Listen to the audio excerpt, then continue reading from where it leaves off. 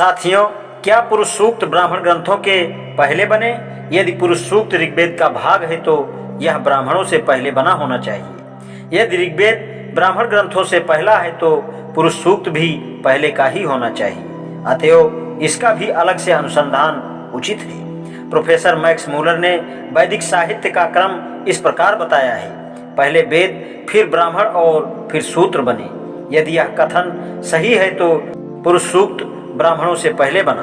प्रश्न यह उठता है कि क्या प्रोफेसर मैक्स मूलर के सिद्धांत को अक्षरशः मान लिया जाए? यदि माना जाए तो इससे दो परिणाम निकलते हैं। ऋग्वेद के समय में 4 वर्ण थे, परंतु शतपथ ब्राह्मण के समय केवल 3 ही वर्ण रह गए, या यह कि शतपथ ब्राह्मण में पूरी व्याख्या नहीं है। पहला परिणाम तो प्रत्यक्षतः असंभव है। इस तरह पहला प्रश्न व्यर्थ है। दूसरी भी इसलिए मानने योग्य नहीं है क्योंकि दोनों ब्राह्मणों में पुरुष सूक्त के विषय में मतभेद है। वर्ण व्यवस्था पूर्ण रूप से वर्णित है। अतएव मैक्स मूलर का कथन माने तो चारों वैदिक संहिताओं के बनने के बाद ब्राह्मण बने सर्वथा निराधार है और मानने योग्य नहीं है।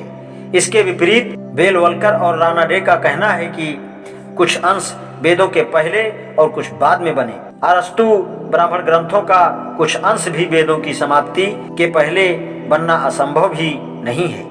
यदि यह ठीक है तो ऐसा मालूम होता है कि ब्राह्मण ग्रंथ शतपथ और तैत्तिरीय ब्राह्मण, जिनमें केवल 3 वर्गों का वर्णन है, पुरुष सूक्त से पहले बने। पुरुष सूक्त के विश्लेषण से क्या निष्कर्ष निकलता है?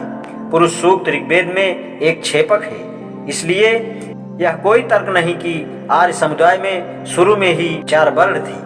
उपरोक्त तर्कों के आधार पर मेरे सिद्धांत में शूद्रों की उत्पत्ति पर कोई समस्या नहीं है। जैसा कि अध्याय के आरंभ में कहा गया है, यदि कोई समस्या आती भी है तो इसका कारण यह समझ लेना है कि पुरुष सूक्त मान्य है। यह बता दिया गया है कि यह कल्पना निराधार है। इसलिए मुझे ऐसा समझने में कोई कठिनाई नहीं है कि आर्यों के केवल 3 वर्ण थे और शूद्र दूसरे वर्ण क्षत्रिय से संबंधित थे।